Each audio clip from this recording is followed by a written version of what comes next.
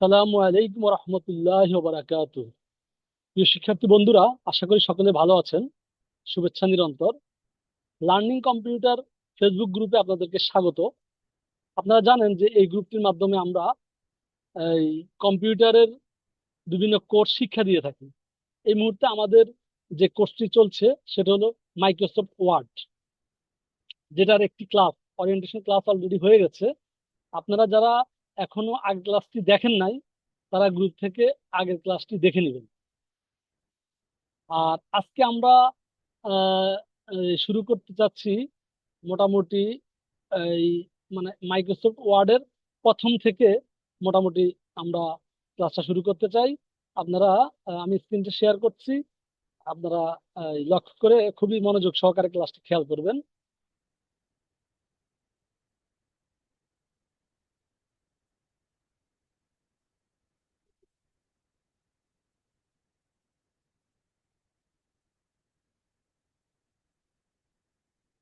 তো নিশ্চয়ই স্ক্রিন দেখা যাচ্ছে।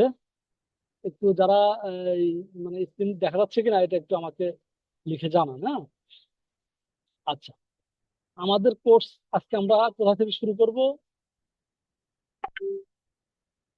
আমরা আজকে মাইক্রোসফট ওয়ার্ড শুরুটা এবং এই টাইপিংটা শিখবো, হ্যাঁ? তো শুরুতে আমরা আসলে মাইক্রোসফট ওয়ার্ডে যখন কাজ করব তখন আমাদের কি করতে হবে? শুরুতে আমাদের কাজটা হবে কি? আমরা যখন একটা কাজ করব, লেখালেখি করব, যেই কাজই করি না কেন, প্রথমত আমাদের একটা ওয়ার্ড ফাইল খুলতে হবে। তো আমরা অনেকেই এই ওয়ার্ড ফাইলটা কোথায় থেকে খুঁজে বের করতে হয়, কোথায় আমরা পাবো, এই জিনিসটা নিয়ে বিভ্রান্তে পড়ে যাই। খেয়াল করেন, প্রথমত আমরা সাধারণত স্টার্ট মেনু থেকে, এই জায়গা থেকে মাইক্রোসফট ওয়ার্ড পাবো, হ্যাঁ? আর এখান থেকে যদি আমরা না পাই, আমরা এই যে কোনো কম্পিউটার, এই যে দেখবেন এই নিচের বারে সাজানো থাকে Microsoft Word, Microsoft Excel, Photoshop, এসব জায়গায় ক্লিক করলেই মাইক্রোসফট ওয়ার্ডটা ওপেন হয়ে যাবে। অথবা আমাদের গ্রুপে যদি আমাদের ডেস্কটপে যদি এরকম ওয়ার্ডে যে ডাব্লিউ লেখা কোনো ফাইল থাকে, আমরা সেই ফাইলটা ওপেন করে দেখতে পারি যে, যেমন এই ফাইলটা আমি যখন ওপেন করলাম, এখানে আগে কিছু কাজ করা আছে। সেই ক্ষেত্রে আমি যদি এখান থেকে এই নিউতে যাই, এখানে ক্লিক করে নিউতে যাই, নিউতে গিয়ে ব্লাঙ্ক ডকুমেন্টস ক্লিক করি, ব্লাঙ্ক ডকুমেন্টস, দেখবেন যে একটা ডকুমেন্ট, ব্লাঙ্ক ডকুমেন্টস পাওয়া যাবে, হ্যাঁ? আচ্ছা, এগুলা আরেকটা প্রসেস।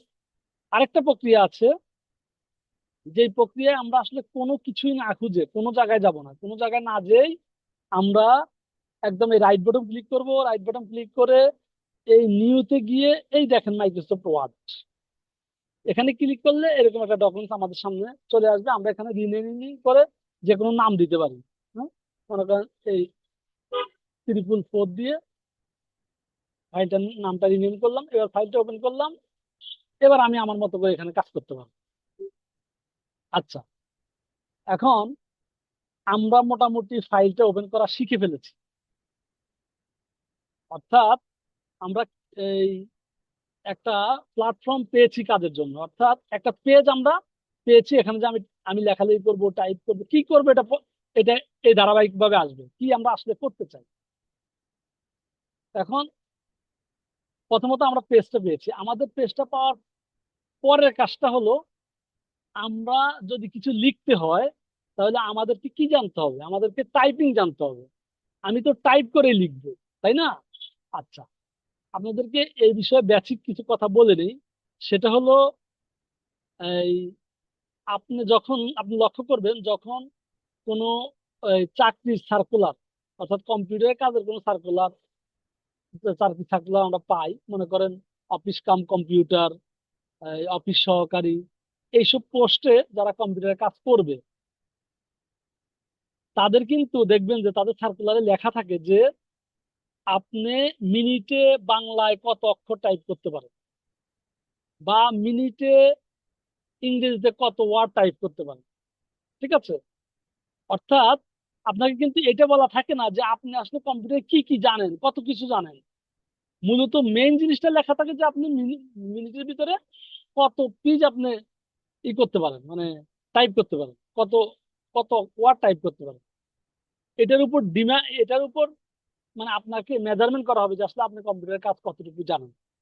এই জন্য আমাদের সর্বপ্রথমে টাইপটা জানতে হবে, মানে ভালো টাইপে ভালো স্পিড থাকতে হবে।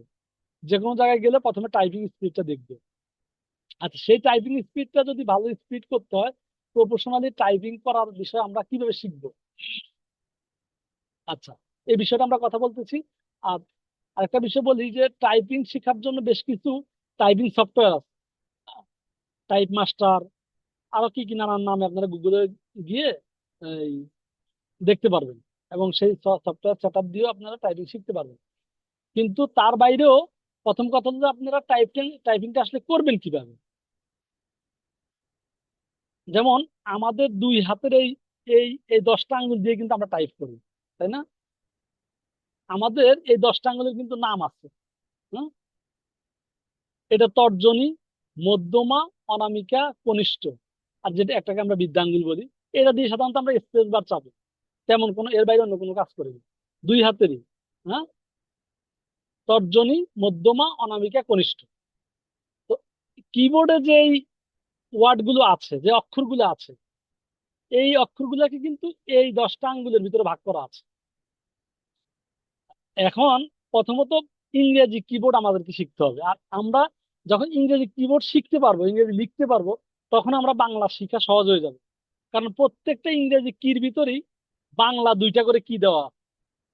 এই জন্য আগে আমাদেরকে, আমরা যখন ইংরেজি ইংরেজি লেখার উপর দখল হয়ে যাবে, তখন আমাদের কিগুলা চেনা হয়ে যাবে। আর তারপরে যখন কোন কিতে বাংলা কোন অক্ষর আছে, এটা বুঝে ফেলতে আমাদের সহজ হবে। বাংলায় ঝামেলাটা তেমন কিছু না। প্রথমত প্রত্যেকটা ইংরেজি কির ভিতরে বাংলা 2টা কি আছে, একটা কি নর্মালি লিখবো, আর একটা কি শিপ ছাড়া শিপ দিয়ে লিখবো, ব্যাস। আর যখন আমরা যুক্ত বর্ণ লিখবো, যুক্ত বর্ণ লেখার সময় বাংলা অনেক বিপদে বিপদে পড়ে যায়। আমরা প্রথম অক্ষরটা লিখে জি দিব, জি দিয়ে, জি অর্থাৎ জি 2টা অক্ষরকে লিঙ্ক করে। প্রথম অক্ষরটা দিয়ে জি দিব, তারপরে দ্বিতীয় অক্ষর দিব। মনে করেন আমরা স্কুল লিখবো, দন্তাস্ব লিখে জি দিয়ে ক দেওয়ার পরেই দন্তাস্বয় ক একসাথে হয়ে যাবে, লিঙ্ক হয়ে যাবে। তো যাই হোক, আমরা প্রথমত ইংরেজি শিখবো। দেখেন কিবোর্ডের যেমন আমি প্রথমত দুই হাতের 8টা আঙ্গুলে ভাগ করা আছে কিগুলা। দেখেন, প্রথমত আমরা এই ডান হাত জে, কে, এল, তারপরে কি, এই 4টা কিতে রাখবো। ডান হাতের 4টা আঙ্গুল। আর বাম হাতের 4টা আঙ্গুল এফ, ডি, এস, এ, এই 4টা কিতে রাখবো। এই 4টা কি কি বলা হয়? হোম কি। কি বলা হয়? হোম কি। অর্থাৎ যেই 8টা আঙ্গুলের উপরে 8টা আঙ্গুলের নিচে 8টা কি থাকে, এই 8টা কি কে বলা হয়? হোম কি। আচ্ছা,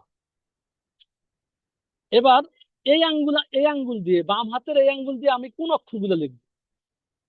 দেখেন, J U N H Y B, J U N H Y B.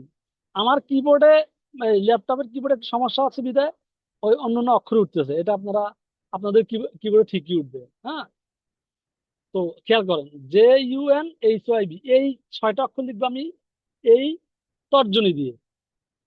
বাম হাতের তর্জনী, বাম হাতের অনামিকা দিয়ে, এই মধ্যমা দিয়ে কে আই এম।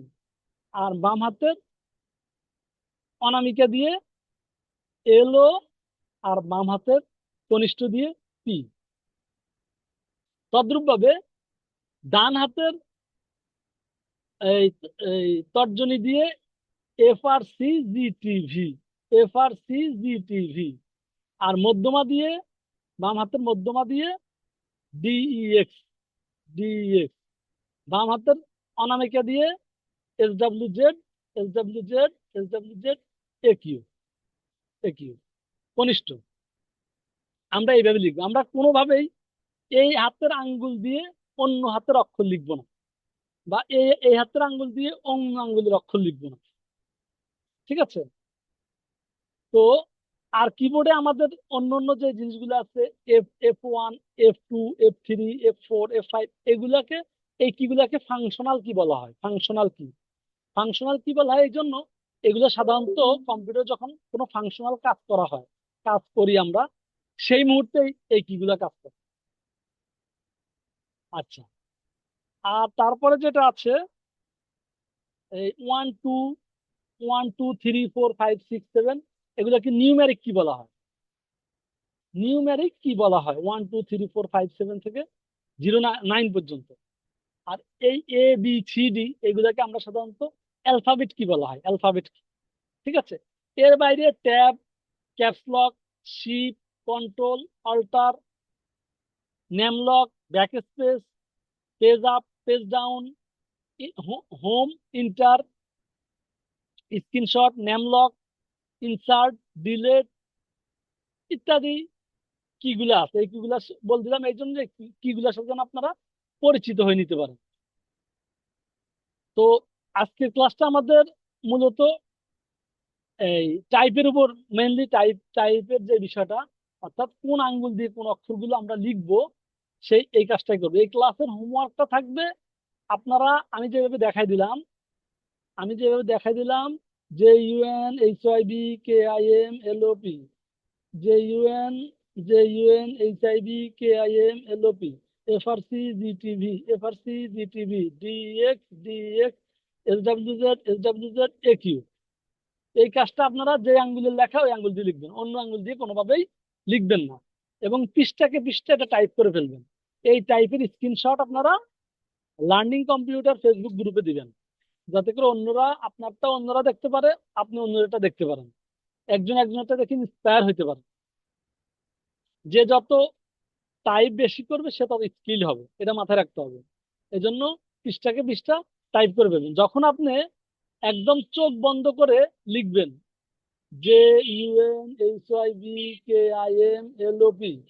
যে FRC GTV, DX, SWZ, AQ, না দেখে চোখ বন্ধ করে চোখ বেঁধে আপনি প্রত্যেকটা কি লিখতে পারেন, তখন আমরা বুঝবো যে হ্যাঁ আমার কিবোর্ড মুখস্থ হয়ে গেছে। তো এই হলো ব্যাপার। আপনারা এই কিবোর্ডটা মুখস্থ করে ফেলবেন আপাতত আগামী ক্লাসের আগ পর্যন্ত। আগামী ক্লাসে আমরা বিভিন্ন কমান্ডে চলে যাব। প্রথম ওরিয়েন্টেশন ক্লাস, তারপরে এই পরিচিতি অর্থাৎ কিবোর্ড পরিচিতি প্লাস টাইপ কিভাবে আমরা করব, এই বিষয়টা আলোচনা করলাম। আগামী ক্লাসে আমরা ধারাবাহিকভাবে কমান্ডে চলে যাব। অতএব আপনারা আগামী ক্লাসের আগেই এই টাইপিংটা শেষ করবেন। টাইপিংটা শেষ করে এই আমাদেরকে টাইপিংটার স্ক্রিনশট গ্রুপে দিয়ে দিবেন, তাহলে আমরা পরবর্তী ক্লাসে আগাতে পারবো ইনশাল্লাহ। আর আপনারা আপনাদের এই কোর্সের বিষয়ে প্রশ্ন, মন্তব্য, জানা অজানার যে কোনো বিষয় গ্রুপে লেখালেখি করতে পারবেন। এবং কি এতে করে মানে আপনি যা লিখছেন আপনার এই শিক্ষার্থী বন্ধুরা তা দেখছে, আপনার শিক্ষার্থী বন্ধুরা যা লিখছে আপনি তা দেখছেন, সেখান থেকেও আপনারা অনেক কিছু শিখতে পারবেন। তো আমি এই এই এই কোর্সটাকে একটা ভালো লেভেলের, একটা পেইড লেভেলের কোর্সের মতোই করতে চাই। যদি আপনারা সহযোগিতা করেন, আশা করি সকলেই এই সহযোগিতা করবেন এবং কোর্সে মনোযোগী হবেন। আবার কোর্স আসা পর্যন্ত, অন্য ক্লাস আসা পর্যন্ত ভালো থাকবেন প্রিয় দর্শক। আসসালামু আলাইকুম।